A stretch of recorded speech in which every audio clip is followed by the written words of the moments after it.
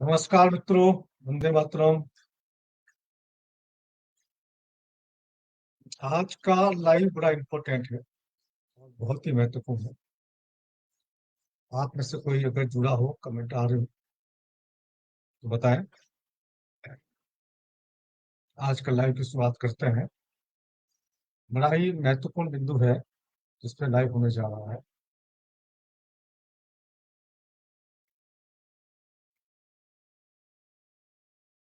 तो देखते हैं किस प्रकार से कोई लाइव जुड़ा हो। कमेंट कमेंट करके बताएं। आवाज आ रही है? आवाज आ रही हो तो कमेंट करें। भगवत दयाल शर्मा जी, आवाज आ रही है मेरी? नमस्कार, नमन। तो शुरुआत करते हैं आज के वीडियो का। बड़ी ही महत्वपूर्ण बात है। देखिए, आज का जो वीडियो शुरू करेंगे, अधूरे मंदिर की प्राण प्रतिष्ठा से होने वाले भयानक दुष्परिणाम जो देश में हो रहा है, किस प्रकार से आप लोगों के सामने बात बताई जा रही है कि मंदिर का मूर्ति की प्राण प्रतिष्ठा की जा रही है। लेकिन सनातन धर्म में मूर्ति की प्राण प्रतिष्ठा के कुछ नियम होते हैं। बगैर किसी नियम के कोई प्राण प्रतिष्ठा नहीं होती है। एक छोटा सा वीडियो देखते हैं, फिर आगे बात करते हैं। शंकराचार्य वहां पर नहीं जा रहे हैं। कारण क्या है, क्यों नहीं जा रहे हैं? किसी राग द्वेष के कारण नहीं, बल्कि शंकराचार्यों का ये दायित्व है कि वो शास्त्र विधि का पालन करें और करवाएं। अब वहां पर अब देखिए, चारों शंकराचार्य नहीं जा रहे हैं। हिंदू धर्म के लिए, सनातन धर्म के लिए शंकर पीठों का बहुत बड़ा महत्व है। और शंकर पीठों में से जो चार शंकराचार्य है, जो चार शंकर पीठ है हमारे, पूर्व में गोवर्धन मठ उड़ीसा में है, पुरी में, जहाँ पर शंकराचार्य है स्वामी निष्ठानंद सरस्वती जी महाराज। पश्चिम में द्वारका शारदा पीठ, जहाँ पर है स्वामी सदानंद जी महाराज। उत्तर में ज्योतिर्मठ भद्रिका, स्वामी अभिमुक्तेश्वरानंद जी महाराज। और उसी प्रकार से दक्षिण में तो चार हमारे पास पीठ है। और चारों पीठ के जो शंकराचार्य है वो उसमें नहीं जा रहे हैं। फिर से एक बार, तो क्यों नहीं जा रहा है? इस बात को समझने की आवश्यकता है, क्योंकि जो काम हो रहा है वो शास्त्र विधि से नहीं हो शास्त्र रहा। विधि की उपेक्षा हो रही है। सबसे पहली उपेक्षा क्या है कि शास्त्र विधि की उपेक्षा हो रही। मूर्ति की प्राण प्रतिष्ठा के कुछ नियम कानून होते हैं, उसकी अपेक्षा हो। मंदिर अभी पूरा बना नहीं और प्रतिष्ठा की जा रही है। मंदिर पूरा बना नहीं और प्रतिष्ठा की जा रही, ये एक बहुत बड़ा महत्वपूर्ण मुद्दा है और सनातन धर्म के नियम के खिलाफ। अब बात करते हैं, आपके सामने दिखाते हैं आखिर क्या मसला है। चलिए, शास्त्र में क्या लिखा हुआ है, थोड़ा सा शास्त्रों को भी देख लेते हैं अपन। इस शास्त्र इस बारे में क्या कहते हैं, कौन सा शास्त्र क्या कहता है, ये आपको एक बार जानकारी हो जाए तो आप भी समझ सकते हैं कि आखिर क्या नियम है। शास्त्रीय संदर्भों को देखा जाए तो मंदिर को एक देवता की उपाधि मिली, सिर्फ मूर्ति को नहीं। मंदिर के अंदर मूर्ति होती है, वो तो प्राण प्रतिष्ठा अलग बात है। पूरा का पूरा मंदिर जो है एक देवता का शरीर माना जाता है।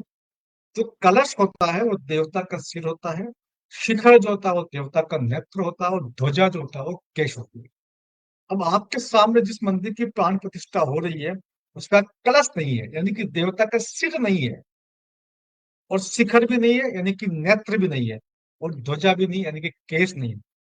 जिसकी जिस मूर्ति की वहां प्राण प्रतिष्ठा हो रही है, जो कि वो अधूरा बना हुआ है, कलश भी नहीं है, शिखर भी नहीं है, ध्वजा भी नहीं है, इसका अर्थ ये हुआ कि वहां पर जो देवता की जो प्राण प्रतिष्ठा हो रही है, तो वो जो है बेसिकली एक ऐसी मूर्ति की हो रही है जहां पर जिसका सर का पार्ट नहीं है।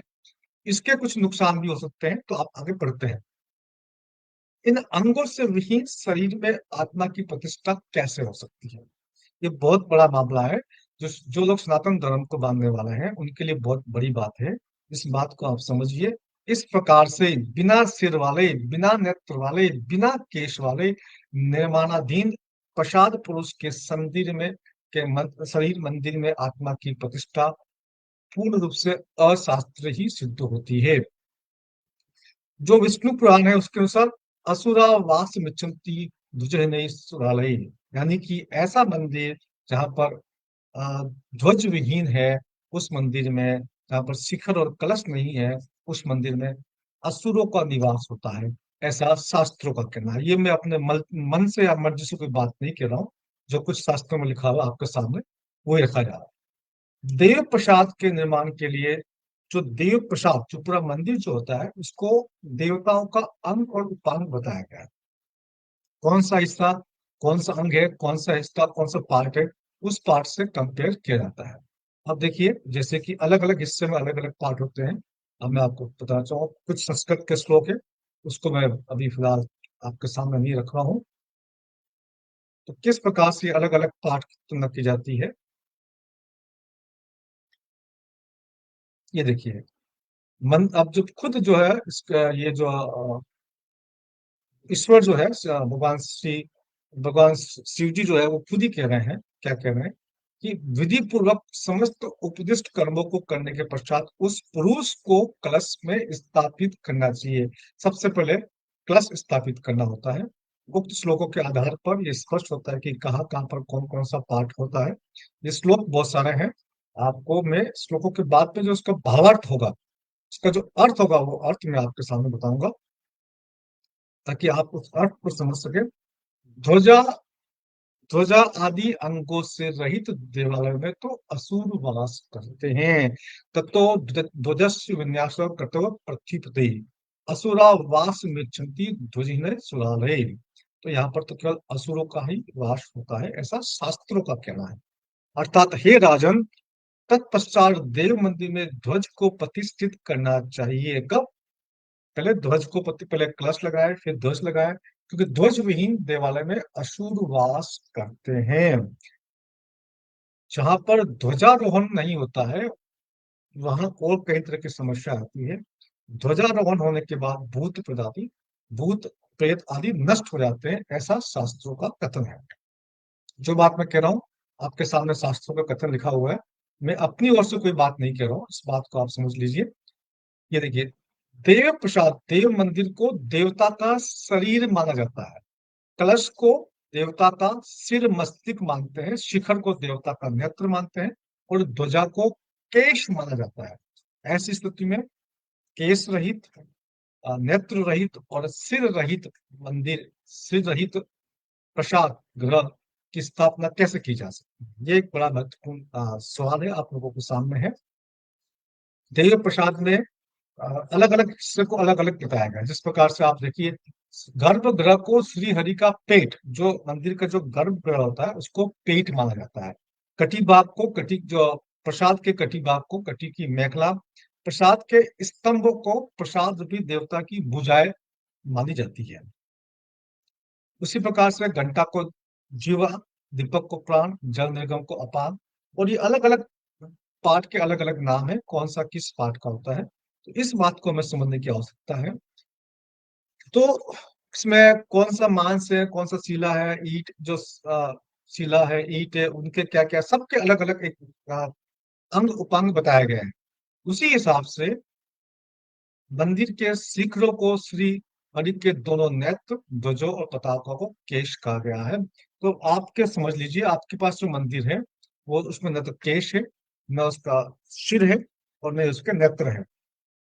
उक्त शास्त्रीय संदर्भों के आधार पर मंदिर को अधिष्ठित देवता का शिखर शरीर माना गया है, कलश को देवता का सिर, शिखर को देवता का नेत्र और ध्वजा को केश। अब इन अंगों से विहीन मूर्ति, अंगों से विहीन शरीर में आत्मा की प्रतिष्ठा कैसे होगी? बिना सिर वाले, बिना नेत्र वाले, बिना केश वाले ऐसे निर्माणाधीन प्रसाद पुरुष के मंदिर में आत्मा की प्रतिष्ठा पूर्ण रूप से अशास्त्रीय ही सिद्ध होती है। एक बार फिर, इस प्रकार के मंदिर में असुर असुरों का वास होता है। ठीक है, जो कुछ मैंने आपको बताया वो शास्त्रीय प्रमाण के साथ बताया। मैं अपनी ओर से कोई बात नहीं कह रहा हूँ। आप इस वीडियो को दोबारा देखिए। कोई ज्योतिर्मठ चारों शंकराचार्य वहां पर नहीं जा रहे हैं। कारण क्या है, क्यों नहीं जा रहे हैं? किसी राग द्वेष के कारण नहीं, बल्कि शंकराचार्यों का ये दायित्व है कि वो शास्त्र विधि का पालन करें और करवाएं। अब वहां अब आप देख रहे हैं, ये एक शास्त्र विधि का पालन करें और करवाएं, ये शंकराचार्य का दायित्व होता है। और शंकराचार्य का दायित्व होने की वजह से वहां पर शंकराचार्य जी नहीं जा रहे। इसके अलावा जिस लग्न में ये स्थापित हो रहा है वो लग्न चर लग्न है। चर लग्न में बड़े बड़े देवताओं का स्थापना नहीं होती है। स्त्री लग्न होना बहुत आवश्यक था, लेकिन स्त्री लग्न की बजाय वो चर लग्न को उन लोगों ने लिया है। जो बड़े देवताओं के जो प्रसाद होते हैं, मंदिर जो होते हैं, वहां पर स्त्री लग्न का प्रयोग होता है। जो चर लग्न होता है वो छोटे देवता, क्षेत्रपाल है, ग्राम देवता है, स्थान देवता है, कुल देवता है, उनके लिए प्रयोग में किया जाता है। ये भी आपको बात समझनी होगी। प्राण प्रतिष्ठा करने वाले व्यक्ति को ज्योतिष का जानकार होना अत्यंत आवश्यक है, क्योंकि ये काल गणना का विषय है, ज्योतिष का विषय है। प्राण प्रतिष्ठा कोई ऐसा व्यक्ति नहीं कर सकता। इसके अलावा प्राण प्रतिष्ठा, मंदिर के अंदर प्राण प्रतिष्ठा या पूजा अ, हिंदू धर्म के हिसाब से सपत्नीक होता है। पत्नी के साथ ही किया जा सकता है। आप बगैर पत्नी के कोई इस प्रकार का व्यक्ति वहां पर जाकर के प्राण प्रतिष्ठा नहीं कर सकता है। और रामनवमी तो बहुत पास में ही थी, 17 अप्रैल को आने वाली थी। रामनवमी के दिन तो सबसे अच्छा होता, अगर किया जाता तो बहुत ही अच्छी बात थी। तब तक मंदिर पूरा बन जाता और मंदिर पूरा बन करके आराम से प्रतिष्ठा हो सकती थी। किसी भी अनुष्ठान में पत्नी का होना अत्यंत आवश्यक है। उसके बगैर अनुष्ठान को पूर्ण नहीं माना जाता है। भगवान श्री राम ने जब अश्वमेध यज्ञ किया था तो माता सीता की सोने की मूर्ति वहां पर उन लोगों ने लगाई थी, क्योंकि उनको महर्षि वशिष्ठ ने कहा था कि आपका ये जो यज्ञ है ये अधूरा माना जाए जब तक कि आपके पत्नी का इसमें समावेश नहीं हो। तो ये एक अपशकुन है देश के लिए, जिस प्रकार से घटनाएं हो रही है हमारे देश के लिए। ऐसे लोग ये जो पाखंड के लिए, अगर कोई चीज पाखंड के लिए किया जाता है, कोई अनुष्ठान जो है स्वार्थ के लिए किया जाता है या पाखंड के लिए या उसको प्रदर्शित करने के लिए किया जाता है, तो वो अनुष्ठान हमेशा बुरा फल देता है। भविष्य में हो सकता है कि प्राकृतिक आपदा आ जाए, झूठी मारे आ जाए, या मंदिर को कोई नुकसान पहुंच जाए।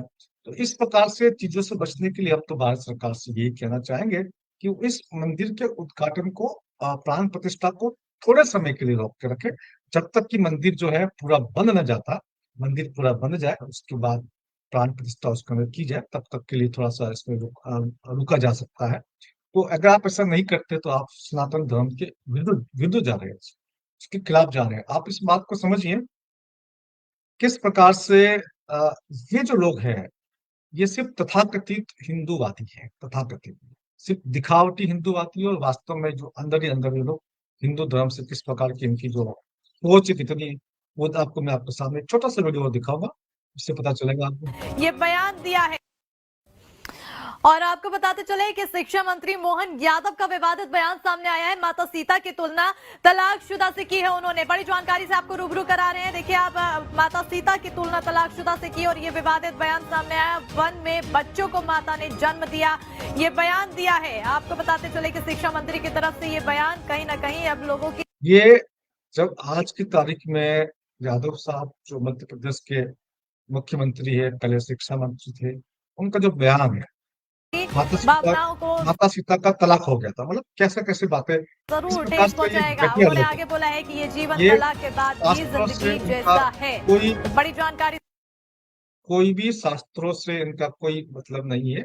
इनको जो से आपको चाहे रूबरू करा रहे हैं, जहां शिक्षा मंत्री मोहन यादव का विवादित बयान सामने आया के बाद की जिंदगी।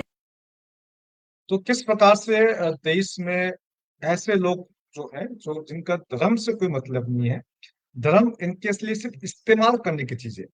आप लोगों का इस्तेमाल किया जा रहा है, आप लोगों का मिसयूज किया जा रहा है, आपकी भावनाओं का मिसयूज करके आपसे वोट पटोने की एक साजिश के अंतर्गत ये हो रहा है।